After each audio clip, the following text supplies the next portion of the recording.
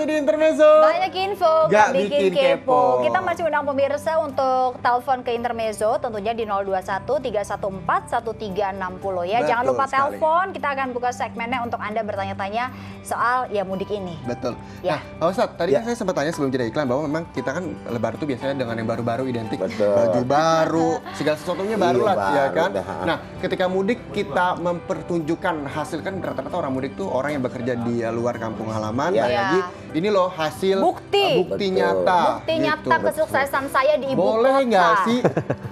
Padahal mah sebenarnya nggak gitu-gitu amat ya. Cuma dipaksain banget tuh Pak Ustadz. Iya. Gimana tuh? Ya artinya kembali lagi kepada niat gitu ya. Untuk melihat hal seperti itu. Namun memang kita bisa melihat juga orang di luar bisa melihat pada lahiriahnya kan gitu. Ada orang yang memang niatnya nggak begitu, tapi seakan-akan pamer. Terlihat kan seperti gitu. itu. Terlihat seperti itu gitu kan. Kembali kepada hati, yaitu kembali kepada dirinya. Tapi dilihat bentuk, manusia memang bisa menilai. Nah, pada dasarnya adalah ketika sudah berubah niat gitu kan, maka itu yang akan menjadi semuanya sia-sia, bahkan mengakibatkan kita menjadi dosa. Gitu Oh kan. gitu. Nah, memang fungsi daripada puasa tersebut sebetulnya kan memang bukan baju baru, Iya. ya kan? Ini orang Banyak bagus, yang beda preferensi gitu iya, ya. apa juga dibikin baru, bagus aja nggak ada yang ganti casing muka. Iya. Coba kalau ganti casing muka pasti diganti juga tuh muka. Pengennya baru juga gitu ya Pak Ustadz ya. Betul gitu kan. Nah, jadi ada satu makalah dari bahasa Arab, laisal aid liman labisal jadid walakinnal aid liman ta'atuhu tazid.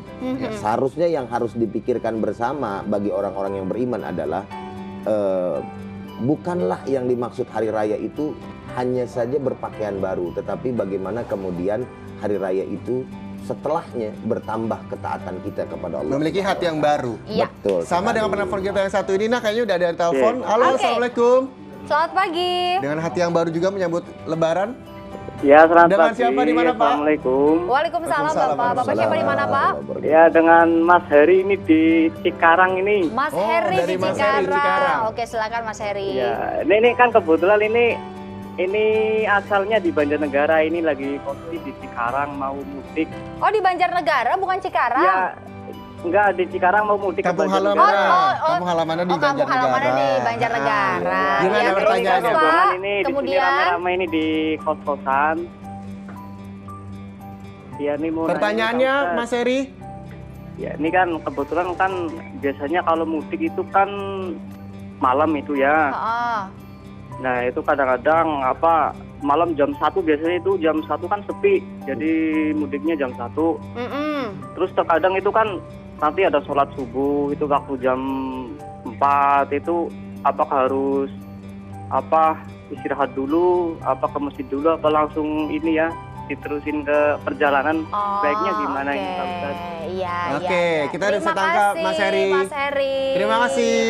Tuh, Pak Ustadz gimana tuh ketika perjalanan jam 1 dini hari untuk menghindari kemacetan? Iya. Sampai jam 4 masih di perjalanan, sholat subuh. Sholat subuh, mendingan dia berhenti dulu Iya. atau dia lanjutin perjalanannya? Yang saya ingat dari Mas Heri ini bukan pertanyaannya, Apa? medoknya bahasanya. Bang dari Banjarnegara ya beliau ya. Subhanallah.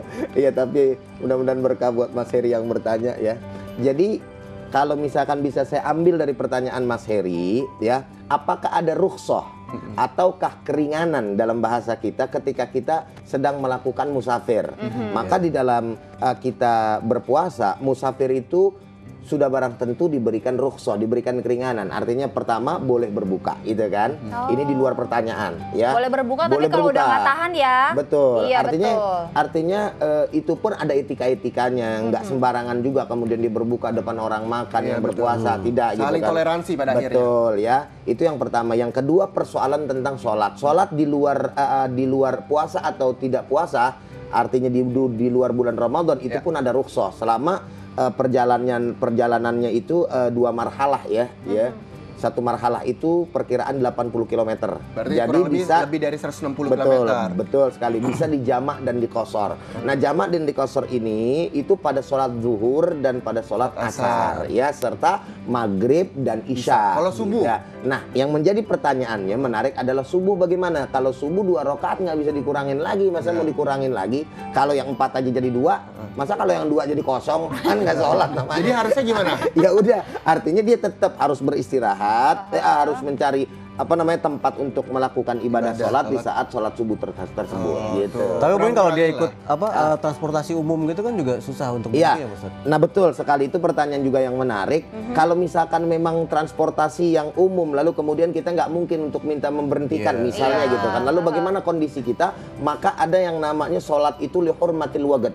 Artinya untuk menghormati waktu. Misalnya kita udah nggak bisa kemana-mana, wala tempat uduk nggak ada, apa nggak ada, maka kita tayamum di bangku tayamum. Lalu setelah kita tayamum, kita melaksanakan sholat di tempat duduk kita. Sambil duduk ya. Sambil duduk kita, ya. Jadi begini, cuman rukunya begini, sujudnya diginiin, begitu aja. Lalu kemudian duduk di antara sujud seperti biasa. Ntar mau ruku lagi begini, sujud lagi begini. Walaupun biar orang-orang pada ngeliatin, ngapain tuh orangnya, biarin aja, nggak usah pakai. Jadi itu sah-sah saja begitu. Sah, karena itu sholat lihormatil waqt dan memang sholat di kendaraan seperti itu juga. Oke, semoga terjawab Mas Heri ya, yang sebentar lagi mau mudik. Nah, Sudah ini udah ada penelpon penelpon lagi. Ya. Assalamualaikum. Selamat pagi. Halo, selamat pagi. Assalamualaikum. Sepertinya Terputus? terputus. Oke, kita ngobrol-ngobrol Ngobrol lagi tadi mengenai mudik. berbicara tentang mudik Mas Sigit. Kita Mas Sigit kan ke Bogor begitu. Bogor. Nah, otomatis kan jarak tempuhnya juga lebih sedikit Dekat, ya. begitu ya. Nah, ketika itu untuk memanipulasi untuk istirahat misalnya untuk sholat itu seperti apa? Wah, kalau Bogor kan paling cuma 1 Iya, jam 1 ya. jam. Jadi memang kita cari waktu yang memang lebih agak, jauh aja begitu ya untuk iya, antara sholat ke sholatnya cari yang panjang aja waktunya. Yang agak panjang, betul. Gitu Nah, aja ini sih, kita masih ngebahas Atau mudik di- juga, Mas Sigit dan juga Pak Ustadz, di mana ada lagi nih yang namanya mudik yang agak ekstrim ya, di mana si pemudik ini demi bisa bertemu dengan anak dan juga cucunya, seorang kakek jadi dia ini ya, kakek berumur 70 tahun, nekat mudik dengan menggunakan sepeda ontel. Nah, itu dia. Wow, subhanallah ya, perjalanan yang ia tempuh ini selama 3 hari 3 malam pemirsa, dan dilakukan seorang diri dengan sukacita. Tuh kalau mau ketemu keluarga tuh kayaknya seneng aja Betul ya, sekali. walaupun pakai sepeda ontel. Kita lihat sama-sama pemirsa, ini dia.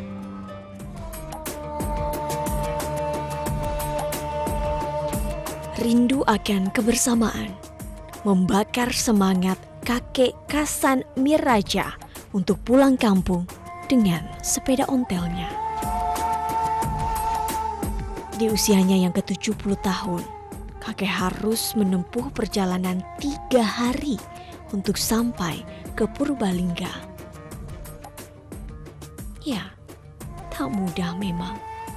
Jalan yang berliku, cuaca yang tak menentu, hingga ratusan kilometer harus kakek terjang.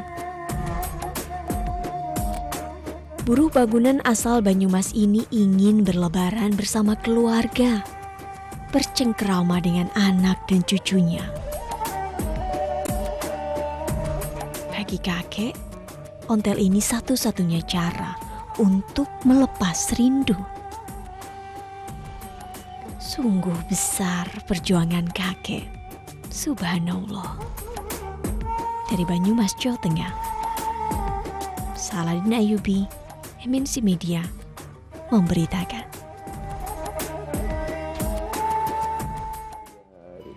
Kakek, ya ampun goloknya, Luar biasa, ya. astaga. Jadi sepeda loh, ngeri banget. Itu Lain susah kali ya? untuk menghindari Iya. begal.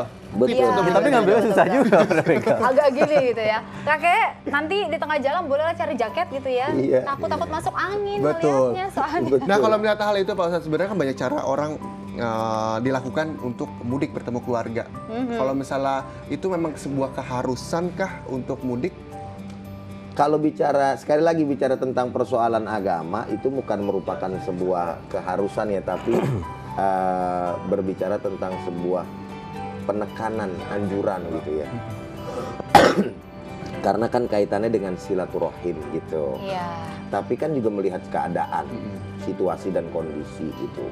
Nah kalau misalkan seperti kakek ini tadi kasusnya, tinggal melihat kira-kira bisa menyakiti diri nggak gitu, ya kan dalam Islam tuh. Kalau misalkan dia paksakan dengan umur yang seperti itu, lalu membahayakan dirinya naik sepeda 3 hari 3 malam di jalanan, walau pakai jaket lagi tadi dia kan, ngeliat nggak pakai jaket, biar katanya pakai golok. Kalau begal kita bisa lawan pakai golok, kalau angin kan nggak bisa kita lawan pakai golok. Tapi cincinnya banyak tadi. Iya, Cincinnya banyak. Oh, cincinnya banyak ya. Cincin rawa bening kalau Ya, jadi artinya persoalan yang tadinya awalnya ibadah kalau menjadi mudorot maksud saya bisa membahayakan. Mudorot tuh macam-macam, entah sakit. Iya, Oke. artinya terjadi sesuatu hal yang berbahaya dan itu dimungkinkan 50% ke atas misalnya, maka ibadahnya bukan menjadi baik, malah justru nanti bisa menjadi tidak baik dan bahkan bisa jadi haram. Kenapa? Karena tadi ada membahayakan diri itu. Jadi memang kita harus berpikir dulu untuk mudik iya. apakah siap atau tidak. Betul Begitu ya, sekali. Pak Ustadz, ya. Nah mungkin Bapak pemirsa siap apa enggak nih untuk jeda iklan dulu, karena nanti kita akan nyambung lagi untuk tanya-tanya perihal masalah mudik. Tapi sesaat lagi ya, tetap bersama kami di Intermezzo. Banyak info, Gak bikin kepo.